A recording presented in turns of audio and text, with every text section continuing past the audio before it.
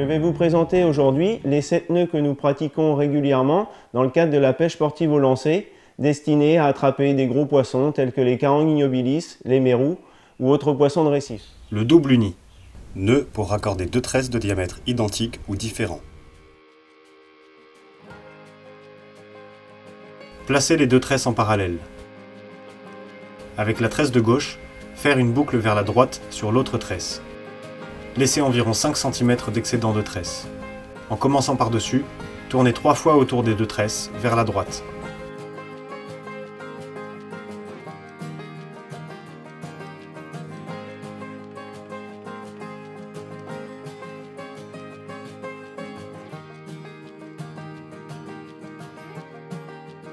Serrez, verrouillez.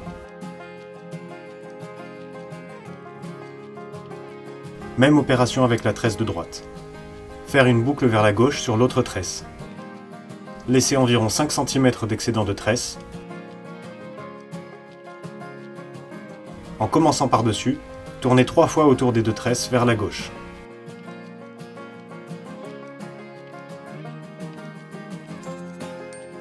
Serrez, verrouillez.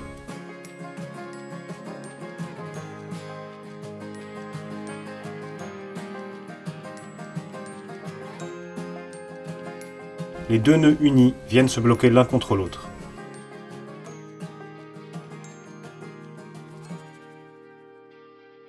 L'excédent de tresse est coupé à l'aide d'une paire de ciseaux spécial tresse, puis brûlé à l'aide d'un briquet pour souder les fibres et éviter leur effilochage.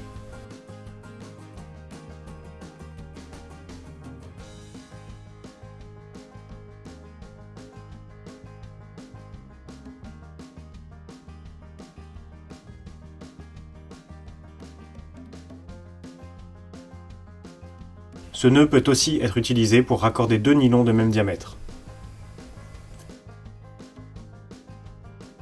Le Pake Set. Nœud pour raccorder une tresse et un nylon de petit diamètre. Faire un nœud simple avec le nylon. Laissez environ 5 cm d'excédent de nylon.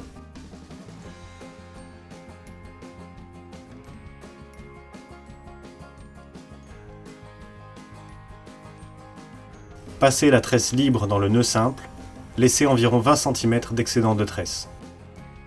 La tresse et le nylon sont positionnés en parallèle. Pincez le nœud simple et la tresse. Avec la tresse libre, en commençant par-dessus, tournez 10 fois vers la gauche.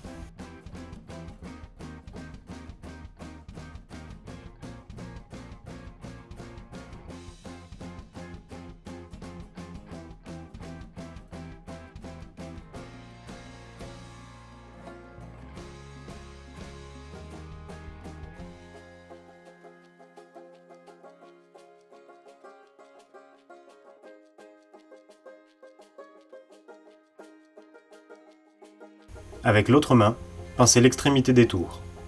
Puis, tournez 8 fois vers la droite en croisant les spires.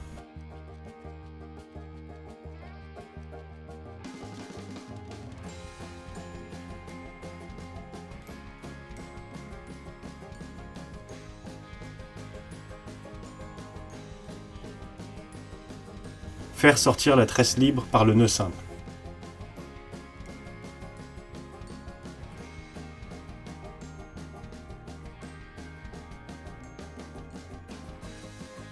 Serrez le nœud simple. Tirez en parallèle sur la tresse libre et la tresse principale pour verrouiller les tours qui vont venir se bloquer contre le nœud simple. Verrouillez le nœud simple.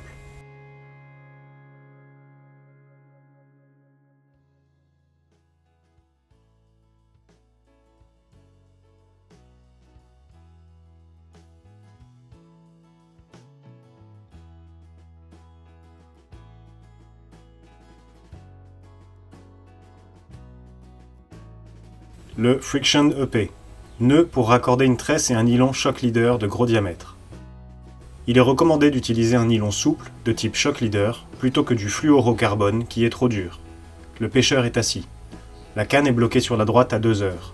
La bobine de nylon est bloquée sous la cuisse gauche du pêcheur. Le nylon est placé au-dessus de la tresse avec un angle de 90 degrés. Laissez environ 10 cm d'excédent de nylon et 30 cm d'excédent de tresse. Avec la partie de tresse libre, faire un tour complet au-dessus du nylon. Puis, avec la tresse côté mouliné, toujours par-dessus, faire un tour complet autour du nylon. Les tours viennent se bloquer les uns contre les autres. Répétez l'action jusqu'à faire 25 tours, en gardant toujours un angle à 90 degrés, afin d'obtenir une friction parfaite qui, au serrage, s'incrustera superficiellement dans le nylon Shock Leader. Les tours sont pincés et maintenus en tension avec le bout des doigts. S'assurer que les tours sont toujours bien serrés les uns contre les autres.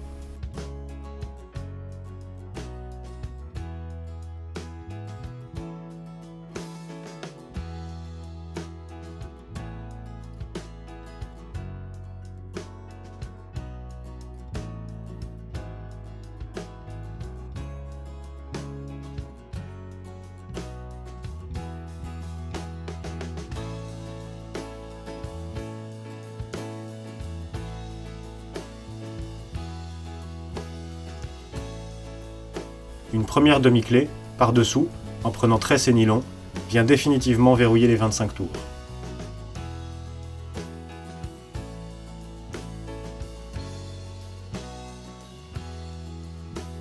Chaque demi-clé est fortement serrée en donnant de francs à-coups.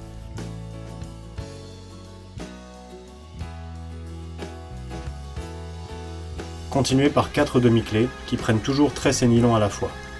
La première par-dessus,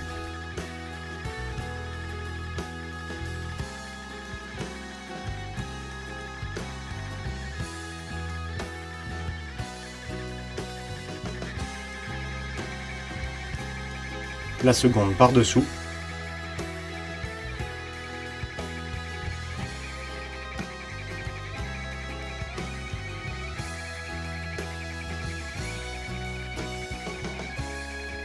la troisième par-dessus,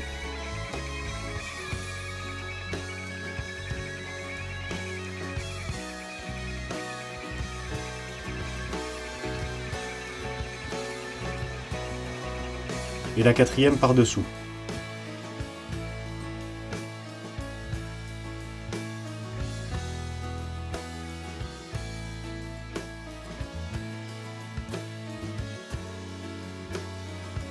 Chaque demi-clé est fortement serrée en donnant de francs à-coups.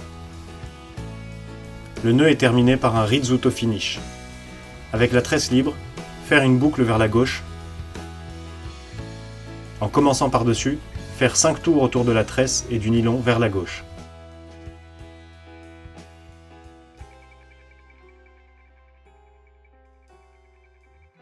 Le fil libre est placé au centre du nœud, en contact avec les demi-clés. Pincez les tours avec le bout des doigts de la main gauche, puis les 5 tours sont détourés dans le sens opposé cette fois.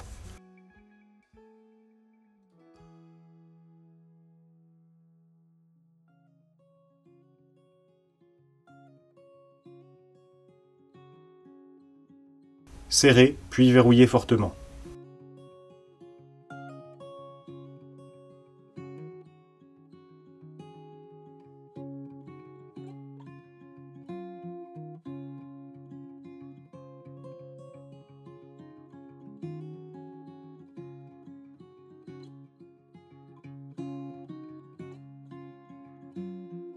La tresse est coupée puis brûlée en laissant dépasser 3 mm.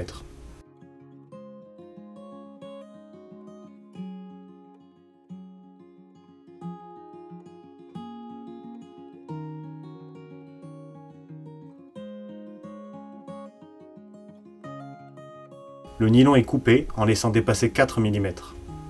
Brûlez 2 mm pour former une belle boule qu'il faut laisser refroidir sans la toucher afin qu'elle ne soit pas abrasive pour la tresse. Elle permet de bloquer le rizzuto finish et de l'empêcher de glisser.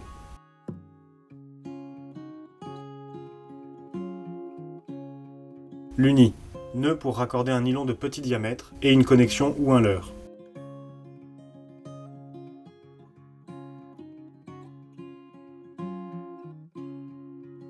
Passez le nylon dans l'anneau de l'émerillon. Laissez environ 15 cm d'excédent de nylon. Pincez le nylon pour lui donner une forme. Faire une boucle vers la droite en laissant environ 10 cm d'excédent de nylon.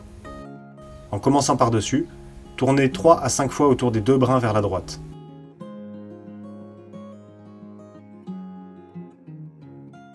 Serrer. Faire glisser le nœud contre les mérillons.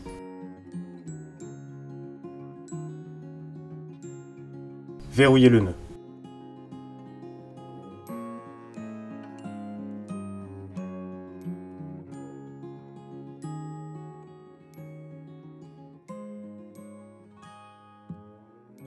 Le nœud Rapala, nœud pour raccorder un nylon de petit diamètre et un leurre sans connexion.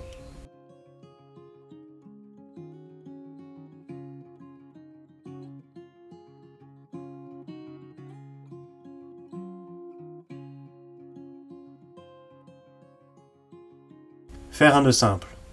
Laissez environ 10 cm d'excédent de fil. Passez le fil libre dans l'anneau du leurre jusqu'au nœud simple.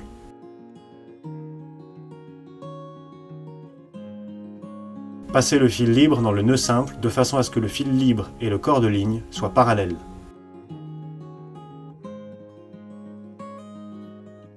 Faire une boucle de 1 à 2 cm de diamètre, pincez cette boucle, puis, en commençant par-dessus, tournez 2 fois autour du fil principal vers la droite.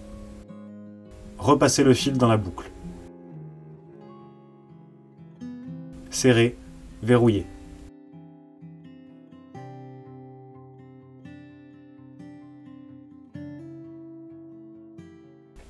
Contrairement à l'uni qui est un nœud fixe, le Rapala est un nœud qui offre une plus grande mobilité au leurre et qui lui donne une nage erratique.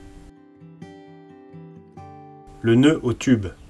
Nœud pour raccorder un nylon choc leader de gros diamètre et une connexion ou un leurre. Ce nœud nécessite l'utilisation d'un tube creux de type coton-tige et une pince pour le serrage. Passez le fil libre dans l'anneau de l'émerillon. Laissez environ 20 cm d'excédent de fil. Pincez le nylon pour lui donner une forme. Mettre les deux brins de nylon en parallèle. Positionnez le tube creux entre les deux brins.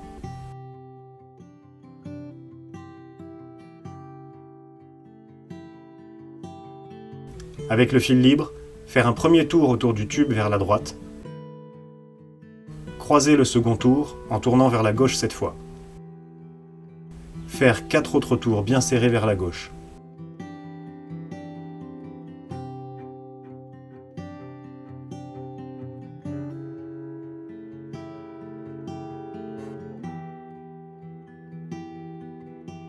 Passez le fil libre dans le tube côté émerillon, en veillant à ce que l'émerillon ne se prenne pas dans la boucle de la ligne principale.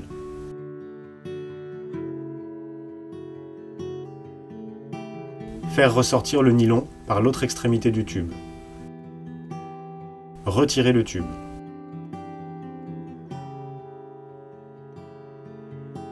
Serrez le nœud à l'aide d'une pince en maintenant pincer les tours avec les doigts de l'autre main.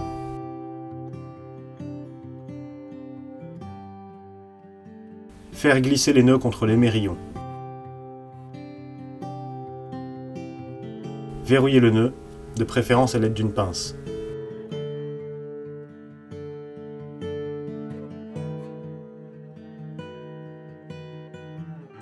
Comment garnir un moulinet de tresse? Le bobinage de la tresse sur le moulinet est une opération essentielle pour minimiser les risques de perruque lors des lancers et pour assurer un déroulement parfait de la tresse sous la pression du frein lorsque le poisson prend violemment du fil. La première étape consiste à passer la tresse dans les anneaux de la canne, de la pointe vers le moulinet. Ne pas oublier d'ouvrir le pick-up. Nœud coulant réalisé avec l'uni. Nœud pour raccorder la tresse à la bobine du moulinet. Faire une grande boucle. Faire un nœud uni autour de cette grande boucle.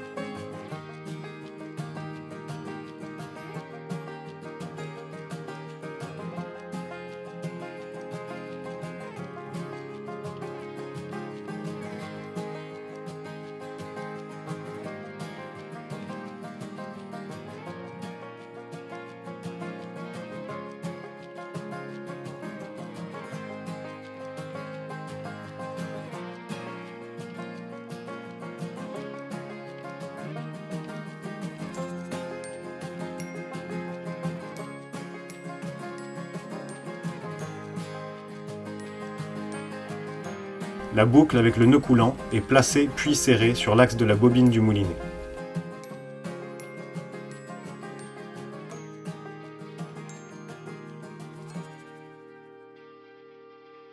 Faire quelques tours à la main en veillant à croiser les spires.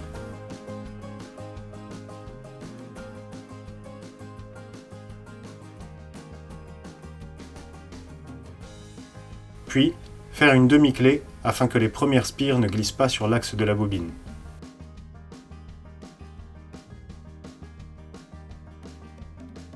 Seconde série de tours à la main.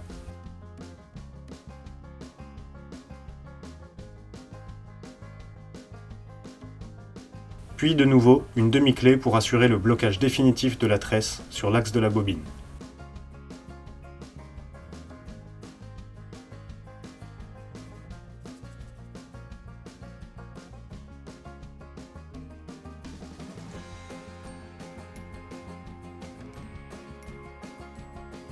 Le bobinage de la tresse. Après avoir replacé la bobine sur le moulinet, la bobine de tresse neuve est placée sur un axe et tenue par une deuxième personne. La tresse étant déroulée par longueur de 20 à 50 mètres, cette opération s'effectue obligatoirement en extérieur. Une fois la tresse déroulée, celle-ci est bloquée par la deuxième personne, puis bobinée avec le maximum de tension possible, afin que la tresse soit fortement serrée sur la bobine du moulinet. L'opération est répétée jusqu'à ce que la tresse remplisse la bobine jusqu'à son bord supérieur.